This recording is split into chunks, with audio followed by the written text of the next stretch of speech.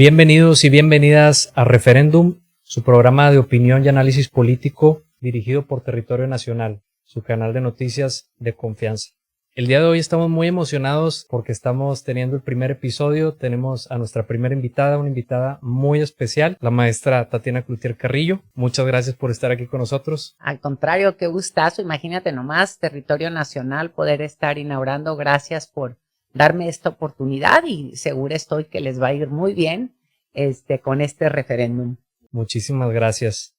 Pues bueno, creo que independientemente de que es una persona que ya es muy conocida en el ámbito político, es importante hacer una breve semblanza. Tatiana es una mujer con una larga trayectoria en la vida política del país. Desde la década de los 90, la política corre por sus venas y corre ese espíritu de lucha y transformación social. Ha contribuido con su granito de arena desde 2 de los 3 poderes de la nación. Ha desempeñado un papel muy importante en la consolidación de Morena desde antes de las elecciones presidenciales del 2018 y ha sido diputada federal en diversos periodos, el más reciente del 2018 al 2021, y fungió como secretaria de Economía del 2021 al 2022. Asimismo, en el gobierno actual ha fungido como la titular del Instituto de Mexicanas y Mexicanos para el Exterior. Antes de comenzar, considero importante dar contexto. En los últimos meses hemos vivido momentos de tensión con la relación bilateral entre Estados Unidos y México. La presidenta ha hecho mucho énfasis en las mañaneras que la soberanía nacional es inalienable, es técnicamente o prácticamente no debe de cederse bajo ninguna circunstancia. Al día de hoy en México existen dos posturas o opiniones divididas. Hay quienes están a favor del intervencionismo de Estados Unidos en nuestro país y hay quienes defienden que la soberanía no hay por qué cederla bajo ningún motivo. ¿Cuál es tu opinión sobre esta situación? ¿Y qué le dirías a las personas que están a favor de que Estados Unidos intervenga en México? Primero voy a decir, el Instituto de Mexicanas y Mexicanos en el Exterior fue el último puesto que tuve. Renuncié a él para dedicarme de lleno a buscar la coordinación de la defensa de la 4T en el estado de Nuevo León, que es un proceso abierto a la sociedad, en donde le van a preguntar a la gente a través de una encuesta quién quiere que coordine este esfuerzo. Normalmente yo pienso que muchos nos vamos a nuestra niñez cuando hablábamos de soberanía y jugar a las guerritas y que si te mueves y me invades y no. Y pensamos que eso es lejano a que pudiese ocurrir hoy en día o no hubiéramos pensado en el mundo reciente que esto pudiese darse. Sin embargo, y por eso entro en la parte de la soberanía, porque podríamos decir qué es soberanía y qué no es soberanía, ¿no? Estamos hablando del territorio mexicano. Y cuando me voy un poco otra vez a las clases de historia, a las clases de geografía, a la propia Constitución, México tiene un territorio y nuestro territorio es de los mexicanos, para los mexicanos, y aquí se cuida por los mexicanos, si me voy a propio territorio. Y ahora bien, cuando hablamos de soberanía, hablamos de soberanía alimentaria y decir, ¿es México autónomo para poder resolver su problema alimentario? No, y se trabaja para lograr esa soberanía. ¿Qué significa la soberanía? No tenerte que hincar ante ninguna nación para poder comer, ¿no? Entonces, esto es importante. No obstante, y aquí firmamos un tratado de libre comercio con Estados Unidos hace muchísimos años, en el 94, y cuando lo firmamos, uno de los grandes temas fue el maíz. Estados Unidos produce maíz amarillo, México produce maíz blanco. El maíz amarillo, dado que es transgénico, tiene limitantes para consumo humano en nuestro país, y en el consumo del maíz blanco, pues tenemos que trabajar como por ser uno de los productos básicos de la alimentación mexicana, en ser autosuficientes en eso y entonces decir, ¿tendría yo o no autonomía? México exporta una cantidad de productos alimentarios hacia Estados Unidos, hacia el mundo, hacia Europa, hacia América Latina, etcétera. Entonces ¿a qué nos referimos con la soberanía cuando la presidenta habla de esto? Yo creo que estamos hablando de la parte del territorio, de las reglas que se manejan dentro del país. Y aquí lo voy a hacer un comentario muy simplista aparentemente, pero tú como abogado lo puedes entender muy bien. Tu casa. Tu casa es tu espacio privado, tú dejas entrar a quien tú quieres, cuando te timbran, cuando te tocan la puerta, tú decides qué cosas permites que opinen en términos de cómo manejar tu casa a quienes viven ahí o no, y el que tú tengas invitados a tu casa no significa que les des el dominio ni la llave de tu casa para que controlen sobre ella ciertas cosas. Hago este símil porque me parece que se vuelve fundamental. ¿Qué hablamos cuando hablamos de nuestro país? En nuestro país tenemos un gobierno que nosotros lo elegimos libremente. 36 millones de personas o 33, no recuerdo, votaron por la doctora, creo que fueron 33, votaron por la doctora Claudia Sheinbaum, la mujer más votada y la primera mujer presidenta. Y entonces dices, nosotros tenemos nuestro propio gobierno y así como México ha tenido históricamente, no por la doctora, históricamente una política de no intervención, es yo no me meto a la casa del vecino, yo no me meto a la casa del que vive al lado o el que vive enfrente, como tampoco me gusta que se metan a mi casa, porque creemos en la autodeterminación de los pueblos. Ahí es cuando estamos hablando de la autonomía, coordinarnos. Yo con mis vecinos me llevo bien, me pongo de acuerdo. Si tenemos alguna bronca, me pongo de acuerdo. Si tuvimos algún problema y nos apoyamos entre vecinos cuando tenemos algún problema. Inclusive cuando voy a salir le digo, oiga vecino, voy a salir, ahí te encargo. Si ves movimientos raros, habla por teléfono a la policía o me avisas, etcétera. Pero yo no dejo que mis vecinos me vengan a decir cuál es la relación con mi marido. Yo no dejo que mis vecinos me vengan a decir cómo eduque a mis hijos. Es un asunto que a ellos no les incumbe. ¿Qué le diría yo a la gente que cree que tendríamos que tener la intervención para resolver los problemas de casa? Que no, o sea, a mí no me gusta que se vengan a meter a mi casa y me digan cómo educo a mis hijos, cuál es mi relación con mi marido. Entonces creo que ese es el símil que yo haría y lo que les diría es preguntarles si a ellos les gustaría que se metieran a su casa a decirles cómo vivir su vida, cómo gastar su dinero, cómo hacerle para las cosas. Y ahí es cuando veo el énfasis que la doctora hace de coordinación sí, e intromisión no. Y ese yo creo que con eso lo explicaría. Ahorita hablabas sobre el Tratado de Libre Comercio, precisamente hablando sobre la relación entre Estados Unidos y México. Cuando estuviste en la Secretaría de Economía, ¿cuál fue el reto más importante que te tocó enfrentar? Ok, fíjate, podría decirte, pues estábamos en la implementación del nuevo TEMEC, ¿no? El USMCA, el CUSMA, como le llaman los canadienses, y nos tocó el cumplir un año del cumplimiento del acuerdo y era revisión de cómo hemos avanzado. Dos cosas que había importantes ahí, una de ellas que fue lo que se le puso a este nuevo TEMEC o al reload del TLC, venía siendo el tema que incluía la parte laboral. ¿En qué términos? Porque esto es bien importante. Uno de los grandes logros de la 4T ha sido toda la reforma laboral. Y la reforma laboral en cuanto a libertad sindical, en cuanto a toda esta parte de mejora de salarios gracias al empresariado y a la clase trabajadora. O sea, ha habido un cambio enorme en todo lo laboral. Y bueno, venía ahí que te podían llamar la atención para hacer algunas observaciones para algún proceso sindical. Y yo creo que esa fue la parte, no el reto más grande, sino donde como era un modelo nuevo, donde tuvimos que aprender y sobre todo que la gente entendiera que no era un sometimiento a lo que dijeran los Estados Unidos o Canadá, sino ya nuestras leyes estaban cambiando porque nuestro sistema había cambiado y en ese sentido estábamos caminando y darle a conocer a los americanos y a los canadienses el cambio de modelo de nuestra ley y cómo se empezaba a implementar. Y de hecho tuvimos a Mary Ng de Canadá y a Catherine Tai en México viendo cómo, con Luisa Alcalde, que era nuestra secretaria del trabajo, viendo cómo funcionaban nuestros tribunales y toda la parte laboral. Creo que ese fue un tema importantísimo. Un reto fue tal vez cuando en el tema que se manejó mucho y era el jaloneo con Estados Unidos cotidiano, con el tema energético. Yo creo que ese fue el tema más grande que estuvo en la mesa y el jaloneo más grande entre el gobierno de México y el gobierno de los Estados Unidos. Tatiana, en pro de conocer más a detalle sobre tu experiencia, ¿cuál fue el mayor reto al que te enfrentaste en dos de los siguientes momentos? Cuando fuiste diputada federal, del 2018 al 2021, y cuando fungiste como titular en el Instituto de Mexicanas y Mexicanos en el exterior.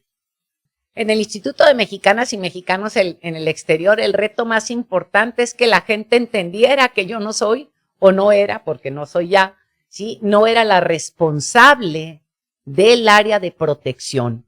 El área de protección de los mexicanos y mexicanas en el exterior depende de la Secretaría de Relaciones Exteriores a través de Vanessa Calva. Y entonces había esta confusión, bueno, ¿qué hace el instituto? Y que la gente creyera que me lo habían hecho a mí para que yo tuviera un puesto.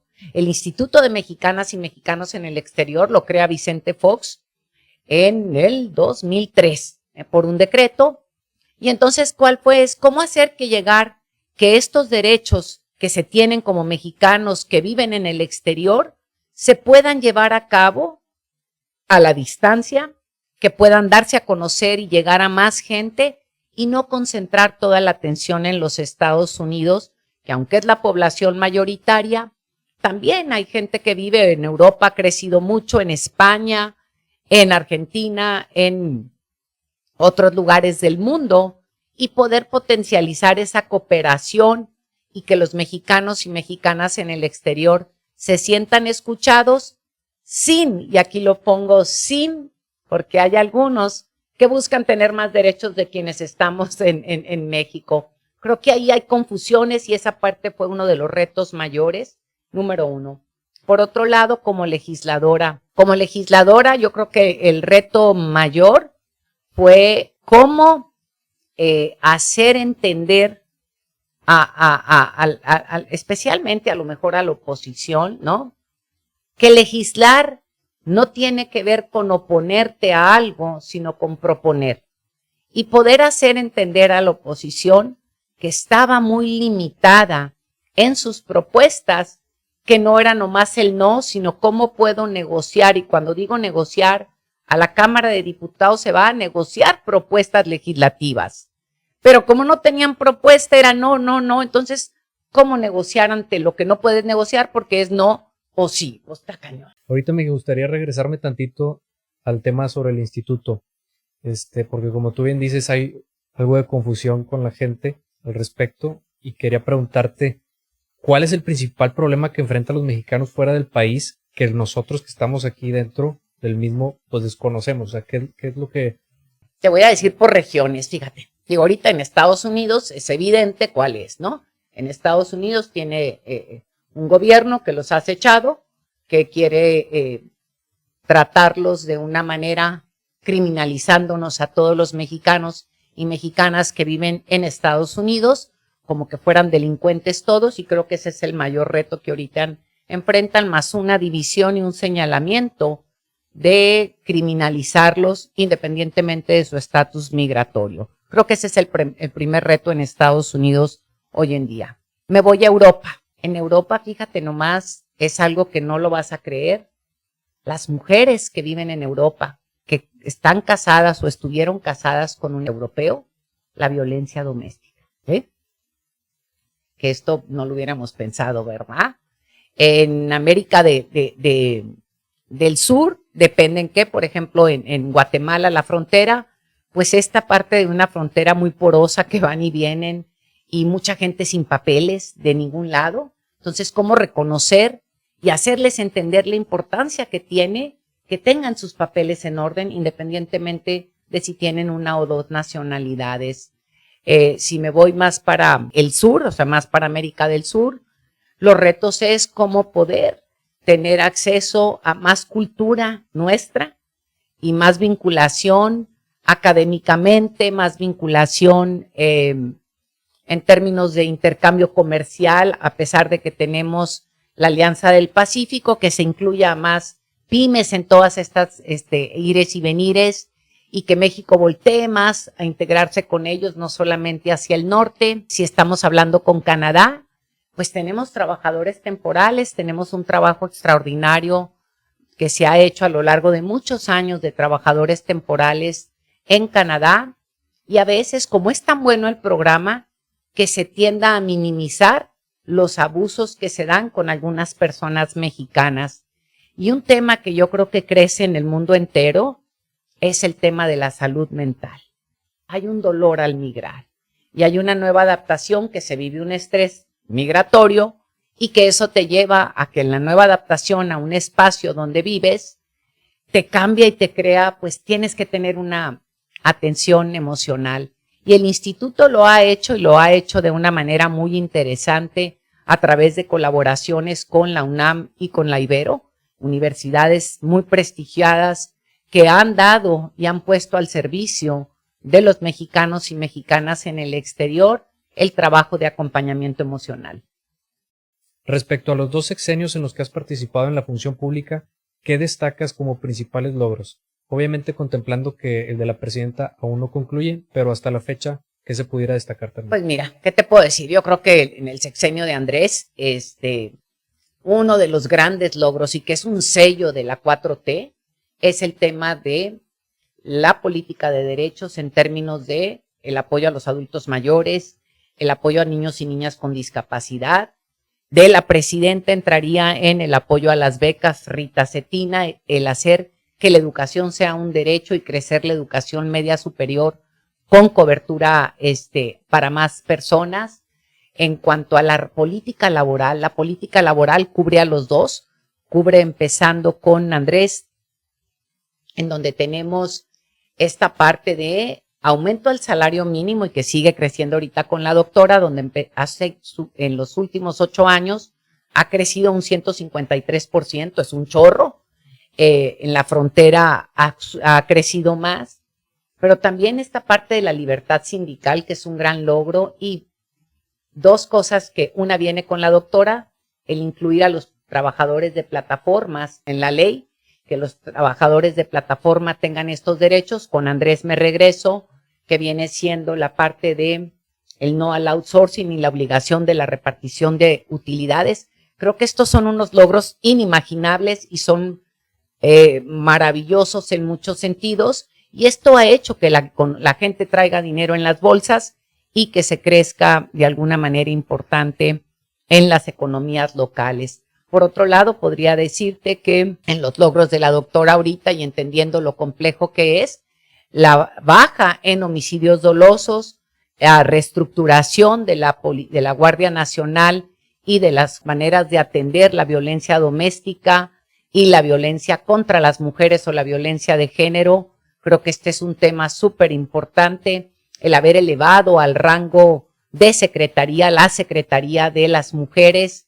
En la parte también de política de vivienda, la doctora ha hecho un esfuerzo enorme en la política de vivienda para quienes ganan entre un salario mínimo y 3, tengan el acceso a una vivienda. Lo oía hace unas horas cuando hablaba la doctora de cómo más jóvenes están obteniendo su vivienda y más mujeres, cosas que no veíamos antes.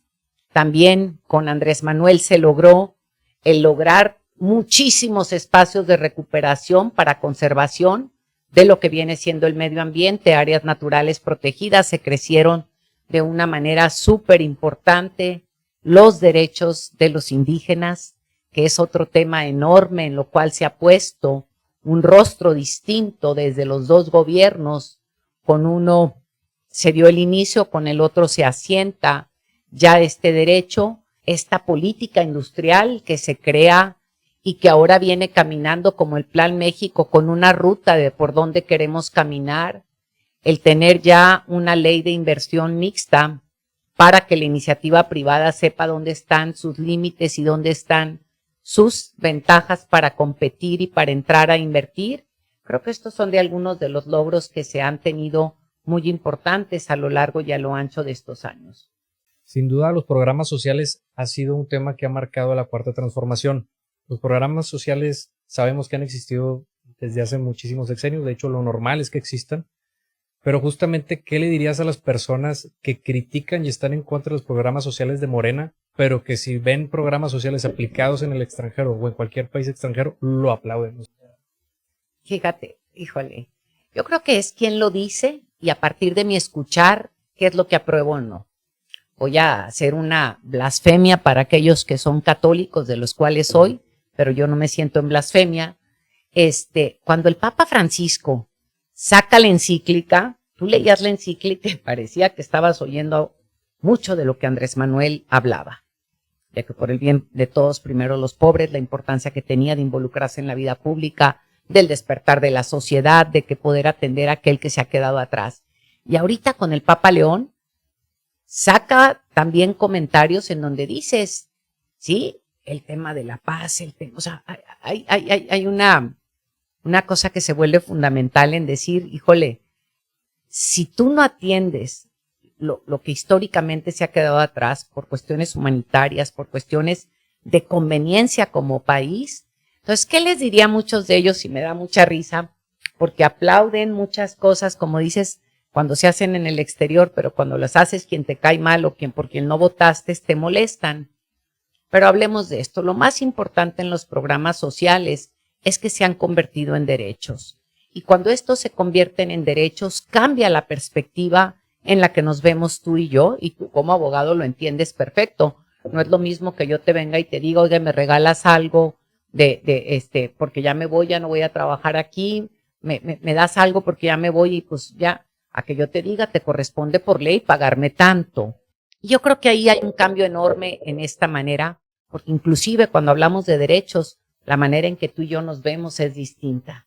Yo no te puedo ver para abajo, yo no te puedo ver para arriba, estamos entre iguales ante la ley y esto cambia enormemente laboralmente, en la vida. Pero algo que me ha pasado, y me pasó en el 18 mucho, estábamos en Guanajuato, en un evento con empresarios, y fíjate nomás lo absurdo, lo ridículo y lo paradójico, porque a lo mejor contesto con esto tu pregunta. Decían, es que cómo le quieren dar dinero a la gente si nomás están ahí ya sabemos, si usamos las palabras de Vicente Fox serían a los huevones, son palabras de Vicente Fox, no de Tatiana Cloutier. Y en eso dicen, cuando estaba Vicente de gobernador aquí, nos daba a los empresarios apoyo a fondo perdido. ¿Qué es un apoyo a fondo perdido? Un apoyo a fondo perdido es que no vas a pagar. Entonces, si es para lo que yo lo quiero, entonces sirve. Si es para lo que yo creo que no debe ser, hay molestia. Creo que hay una falta de comprensión del para qué es un apoyo, cómo se dan las cosas, etcétera. Y me voy, por ejemplo, al tema del fertilizante. Entramos en una guerra, tuvimos COVID y tuvimos un broncón con los fertilizantes. Y entonces que le den fertilizante a menor precio o como subsidio al pequeño agricultor es una necesidad para poder cumplir con las metas alimentarias de la nación. Y si no nos alimentamos y tenemos que importar todo, pues estamos en una situación súper compleja. Y ahí es donde no entendemos qué significa A y qué significa B. Y es donde nos confundimos. Voy al tema de la doctora como otro gran logro, el apoyo a las mujeres de 60 a 64 años. A las mujeres se les ha cargado la mano a lo largo de la historia culturalmente para el tema de cuidados. ¿Quién cuida a los hijos? ¿Quién cuida a los enfermos? Y en México más. Entonces dices, es una compensación por la friega que se metieron y que no pudieron trabajar y no pudieron traer dinero a la casa. Y luego se retiran y están cansadas con ya no posibilidades de laborar en ciertos lugares y entonces las vuelves a castigar. Entonces, no confundamos, ¿sí? Y creo que es un despectivo hablar de esto y es una manera de pensar o de denigrar a las personas a las que se les tiene que tender la mano para que puedan avanzar y es una manera de tener una mirada ciega a quienes dicen estas cosas. Voy a cambiar un poquito de tema. Hay un tema algo importante. Independientemente de la presunción de inocencia, Rubén Rocha Moya es un tema delicado para Morena. ¿Qué opinas sobre esta situación y sobre lo que se ha vivido en Sinaloa? Sinaloa se ha vivido, primero digo, están en una situación súper compleja hoy en día, ¿no? Súper compleja, que no viene de hoy. Es algo que, es algo que viene de muchísimos años atrás y la gente se hizo güey. Voy a hablar la gente en general, porque hay gente que ha hecho un esfuerzo tremendo por parar estas cosas. En su totalidad, la gente se hizo como que no pasaba nada, hasta que el problema brotó al grado que brotó. Imagínate, en el primer Culiacanazo, esa cosa salió un tanque de guerra, y dices, ¿cómo puedes esconder eso sin que nadie se dé cuenta? ¿Quién lo hizo? ¿De dónde lo trajiste? ¿Quiénes cooperaron? ¿De dónde sacaron? No sé qué sean balas o qué use eso, no tengo idea, si, no sé, cañones. O sea, la complicidad de autoridades, sociedad, o sea, de todo por muchos años, tuvo que ser de tal magnitud que te permite llegar a donde llegaste. Y yo lo volteo a ver aquí a Nuevo León y me voy a ir a San Pedro Garza García. El muerto que se tuvo aquí al que mataron en Arboleda. El municipio más vigilado de todo México, etcétera, etcétera. Y no agarraron al pelado. Y todo el mundo se hizo pato y tienes cámaras en todos lados. Yo no sé qué pasó con las cámaras, yo no sé por qué se hicieron güeyes. Eso pasa. Y por eso he levantado la mano para competir por la coordinación de la defensa de la 4T en Nuevo León. Cuando la sociedad empieza a hacer como que no ve, como que no pasa nada, etcétera, empiezas a volverte parte de un problema. Es como el tema con el COVID. ¿Qué nos trajo el COVID? El COVID nos trajo a darnos cuenta, que ya lo había medio hecho en Peña Nieto, de que estábamos obesos, hipertensos y todo, y teníamos un problema como sociedad, y te decía, mídete. Pero con las muertes que se dieron el COVID, porque el COVID llevó por esto, se puso peor, entonces dices, ah, caray, ¿lo atiendo o lo atiendo? Hacemos como que no pasa nada, a la gente le cortan las piernas, les cortan el brazo, se queda ciego por el tema de la diabetes, y no entramos en todo lo que es prevención. Aquí tendríamos que estar entrando, y estudié yo por muchos años el tema de cómo hicieron los países o las ciudades que lograron revertir el tema de la inseguridad, qué hicieron y cómo le hicieron para poder recuperar. Y en todos ellos se tardaron 10 años en darle la vuelta a la tortilla. ¿Qué hizo Andrés cuando llega? Andrés Manuel empieza primero a detener el índice de crecimiento de homicidios dolosos, luego toma un repunte y luego empieza a volver a bajar, y la doctora lo está bajando ahorita. ¿Qué onda con el lavado de dinero? O sea, tú tienes de repente una cantidad de desarrollos que se empiezan a hacer, o edificios, y están vacíos. A ver dónde, o sea, sigue el dinero. Tú tienes, y voy a poner el caso ahorita, fíjate nomás, desayuné esta mañana con un empresario de Apodaca que está señalando que el alcalde, exalcalde, el papá del alcalde actual, se ha robado un terreno porque se dejó, le pone el nombre él, de que robó un terreno es porque se dejó ganar para entregar un terreno que es municipal de 700 hectáreas atrás de la clínica que está saliendo enfrente del aeropuerto. Y si nos hacemos como que no pasa nada, lo vamos, y es como lo hemos hecho con Samuel, con el gobernador. Nos hacemos como que no pasa nada hasta que tenemos un broncón, y luego ¿qué? Entonces, eso pasó en Sinaloa. La gente se fue acostumbrando a las muertes, al desaparecido, al esto, al otro. Entonces te vas acostumbrando y los vuelves parte de tu economía, o los volvieron parte de su economía, hasta que tienes un broncón como el que se presentó. Y que ha dicho la doctora que esto se vuelve fundamental. Cero impunidad. Tan es así que detuvieron al alcalde de Tequila, tan es así que viene de origen vinculado al movimiento, como detuvieron al alcalde de Cuautla, Morelos, que viene vinculado al PAN. Entonces primero pruebas para entrar se investiga para entrar en todo lo que se tiene que entrar para parar y detener todas estas cosas. Y propuso una ley, y fíjate esto, en la ley electoral la doctora, el plan A, propuso lo que terminó como plan C, que estuviera esta parte de vigilancia a quien quisiera por parte del órgano electoral, o que te lo rastrearan antes de que entraran a ser candidatos o candidatas, y no quisieron los de la oposición. Entonces nos contraponemos o nos hacemos tontos y nos contradecimos porque queremos A, pero no le queremos entrar. Voy a entrar al tema de la legalización de la marihuana. Fíjate nomás lo absurdo y voy a pensar otra vez, pensé rápidamente en Vicente Fox. La legalización de la marihuana, ahorita te permiten cargar no sé cuánta. ¿De dónde viene esa marihuana? ¿Del cielo? Yo al día de hoy no he visto que llueva marihuana. ¿De dónde sale?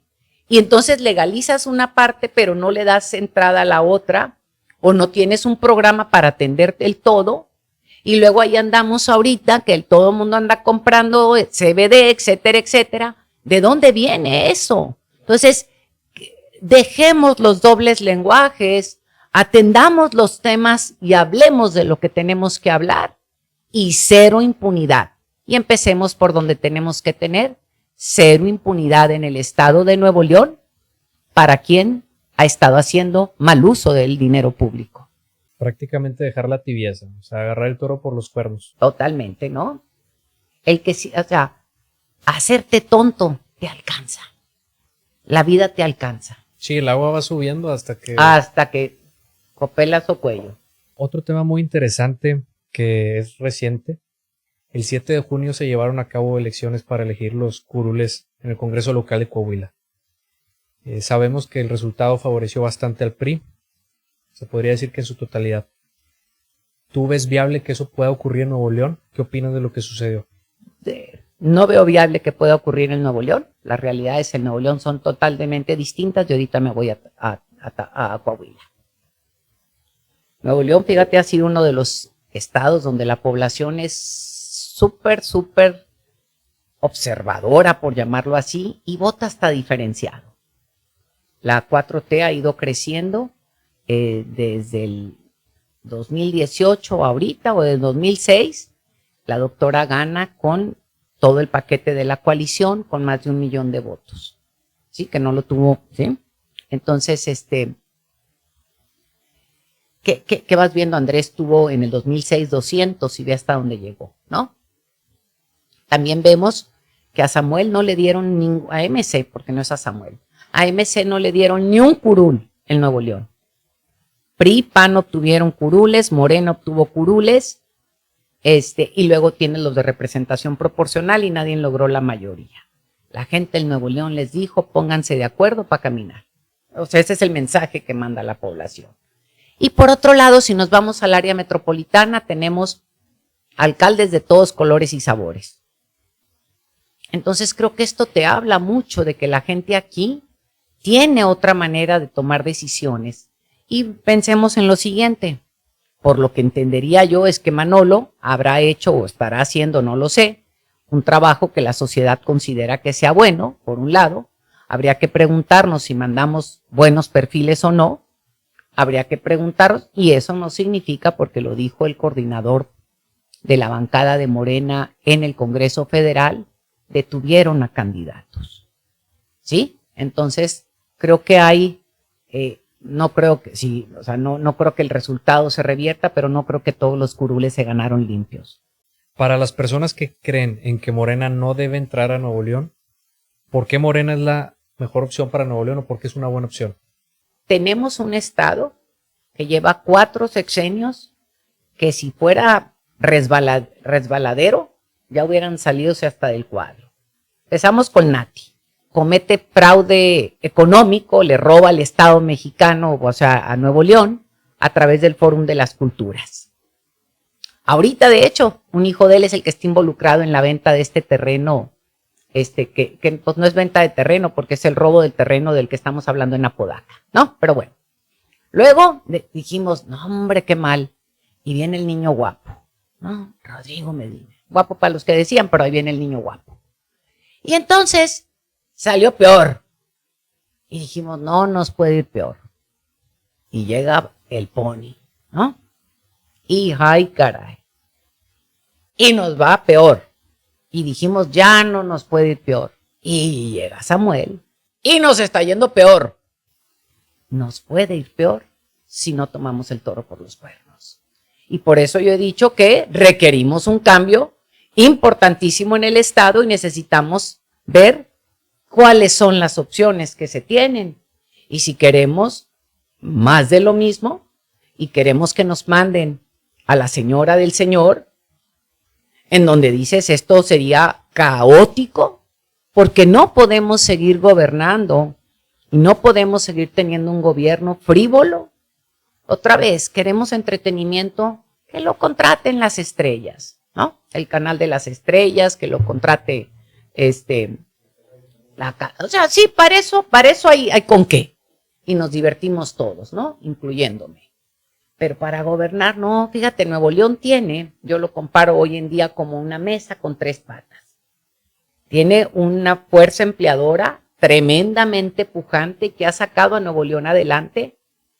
Tienes una fuerza trabajadora que todos los días se levanta y aunque tenga que hacer por culpa del gobernador una cola de 2-3 horas para tomar el camión y llegar a su casa. Y todos estos han hecho al Estado lo que es, a pesar de los 24 años de un gobierno que no se fija en el ciudadano, que se lleva el dinero a sus bolsas, que se va y dice, mejor juego 3 años a ser gobernador y luego quiero ser presidente de México, que chapulinea, etcétera. Entonces hay condiciones que te dice el Nuevo León no aguanta seguir haciéndonos tontos. Y ahí a mí no me cabe la menor duda que una servidora es la mejor opción que se tiene ahorita dentro del equipo de los que han levantado la mano dentro de la 4T para cambiar las cosas. Fíjate, el problema del agua, el obispo fue a pedirle a Andrés Manuel que hicieran algo y lo vino a resolver Andrés Manuel. El problema del metro, se llevaron el dinero a la casa y la doctora Claudia vino y le dio dinero a Samuel para que lo empezara a terminar, independientemente que tiene un problema técnico de otra naturaleza que tendrá que ser revisado. ¿Sí? En Nuevo León no tratan igual a los ciudadanos que están en las escuelas estatales que en las federales. Si tú tienes un hijo o un amigo que va a una escuela estatal, sí le dan el apoyo al transporte y si va a una federal no le dan. Si tú piensas diferente que el gobernador, te va de la fregada. Tuvimos un evento el Día de las Madres en Guadalupe, Nuevo León, pero era de Juárez, en los meros límites. Corrieron a 40 maestros y maestras que decidieron utilizar su libertad de pensamiento. O sea, Samuel sí es un dictador. Corrió a 40 maestros y maestras por haber ido a un evento que no es un evento todavía ni siquiera en términos electorales, de gente que no es de él que lo organiza. ¿Queremos eso para Nuevo León? O sea, y ahí me podría ir para decirte una cantidad de cosas. La espera en el camión, el tema de que ahorita ya están empezando a asaltarte, a robarte, etcétera, a mano armada, en los comercios, en tu casa, en el camión. Y por otro lado, una contaminación que cuando tú te mueres no se pone murió de contaminación, murió de causas respiratorias ajenas o desconocidas, ¿no? Entonces, este tipo de cosas, y todo esto sucede por corrupción. Los empresarios le dijeron a la doctora ahora que vino a lo de CAINTRA, tuvieron una comida con ella y le dijeron que no entre el gobernador porque vamos a hablar mal de él, porque nos extorsiona y estamos hasta aquí de que nos extorsione. ¿Eso es lo que quieres tú que nos vea? Yo digo que las condiciones están dadas para que podamos dar un paso y dejemos de entregar las credenciales de elector a quien nos está condicionando volver a ir a trabajar con esa credencial de elector. Yo digo que Nuevo León sí está listo para dar un paso. ¿Cuál es tu opinión sobre el juicio político que se está tratando de llevar en su contra? Y adicional a esto, justamente hoy en la mañana se hizo noticia la renuncia de Mario Soto como coordinador de la bancada de Morena en el Congreso local. ¿Qué opinas de que no asistió? Digo, evidentemente dio sus motivos, desconocemos la veracidad de los motivos, si sí o si no, pero a final de cuentas da como quien dice esa apariencia de que justamente no fue para beneficiar al gobernador. Fíjate, yo te voy a decir, voy a hacer historia. Primero, fui la única de todas las corcholatas que dijo que tenía que ser sancionado por no haber ido. Tú no puedes tener un coordinador que no dé la cara. El coordinador para eso coordina, para eso está ahí, para eso pidió el puesto. Pero debo decirte algo. Cuando empezó la legislatura, Anilú Bendición era la coordinadora, y Waldo Fernández me llamó por teléfono para decirme que vendría un cambio y que querían poner a Mario Soto. Le dije, por ningún motivo, ¿sí? Porque había antecedentes del comportamiento de Mario, de su misión con el gobernador. ¿Cómo hicieron y cómo le hacen ahí? No sé y no me meto, ¿no? Entonces hay que voltear a ver cómo se comporta la gente a lo largo del tiempo, porque la gente, y esto es bien importante para ti que nos ves y nos escuchas, la gente cuando tiene poder, sus cualidades se achican y sus defectos se agrandan, de todo tipo. Entonces hay que ver cómo se han comportado en el pasado. Pues aquí están las primeras consecuencias. Estoy segura que deberá de haber más o se verán más. Los órganos internos del partido habrán de hacer lo propio. Pero lo delicado es quién se queda en la coordinación hoy en día. Y también decía la presidenta de Morena Nacional, ahora que estuvo aquí, que así nos quedáramos con uno, había que tener uno decente, uno que diera la cara y defendiera los principios por los cuales estamos y hemos luchado a lo largo del tiempo y los motivos por los cuales la no corrupción. Y me voy al caso Samuel. Es más complicado y tú como abogado a lo mejor le vas a entender más que yo, pero yo te digo lo que he entendido hasta hoy. Primero, se pusieron ciertas denuncias con él por los temas electorales, se le ordena al Congreso que lo sancione y no sé, el Congreso medio se hace ahí pato, se van a la parte anticorrupción, el de anticorrupción dice, yo a estos temas no le entro, se lo manda y se los quita el fiscal general y el fiscal general lo absuelve de todo eso entiendo. El fiscal general no tenía por qué meterse y no le corresponde. Ahí hay un delito o una falta y que no deberían de tener valor porque lo hizo quien no le toca. Pero tú me dices, ¿la justicia se acuerda en lo político? Entonces el fiscal anda mal, ¿no? El fiscal anticorrupción se debería ir a su casa y debiese ser sancionado por no hacer su trabajo. Y ahora me regreso aquí al Congreso, ¿por qué no lo ha sancionado? ¿O por qué no lo sancionó? Pero bueno, ahí tenemos un paquete, ¿no? Y habrá que revisar, yo digo, pero no soy abogada, ¿sí? Que eso que no tuvo ejercicio, que dicen que ya no pueden proceder, dejaron de proceder de la manera de un procedimiento inadecuado, por lo cual sí proceden. Esa es mi interpretación, ¿no?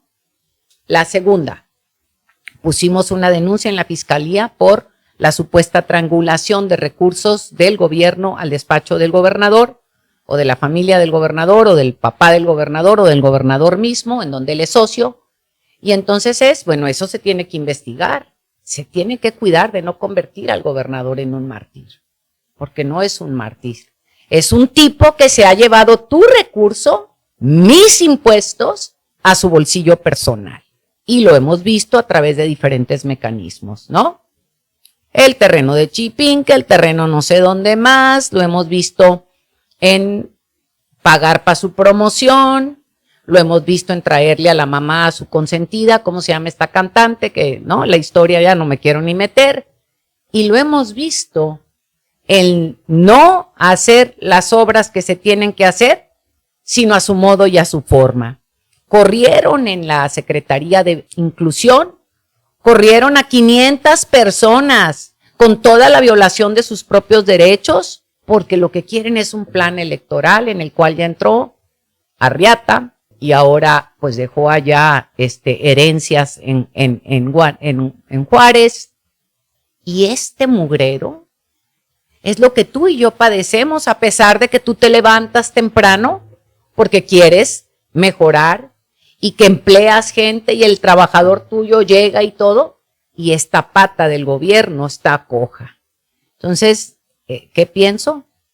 Que y nosotros como ciudadanos tendríamos que estar agarrando a cada uno de los legisladores y decirle, queremos que votes a favor y vigilar el día que van a estar ahí para que voten a favor del juicio. ¿Qué opinas de que Nuevo León no tenga un presupuesto estatal aprobado por su Congreso local y que en esta administración en diversos años ha tenido que operar con reconducción presupuestal? Pienso que ha habido falta de política para encontrar acuerdos, esa es una, pero por otro lado, A veces pienso que es una conveniencia, porque entonces haces con el dinero lo que quieres y como te conviene. Y siempre, cuando de lo que se trata, porque sé comunicar bien, es de convertirme en el Martín de pobrecito yo, y luego sale mi mujer a llorar y decir, pobrecito mi marido, ¿no? Pues, ¿qué es esto, caray? Justamente, digo, ahí hablan de que la oposición comentan que el gobernador tenía como intención en esta propuesta que hizo de su presupuesto de egresos el hecho de casi que empeñar el ingreso que se iba a percibir por el impuesto sobre nóminas del 3% y endeudar un poco más de lo que Ya nos tiene empeñados, fíjate más.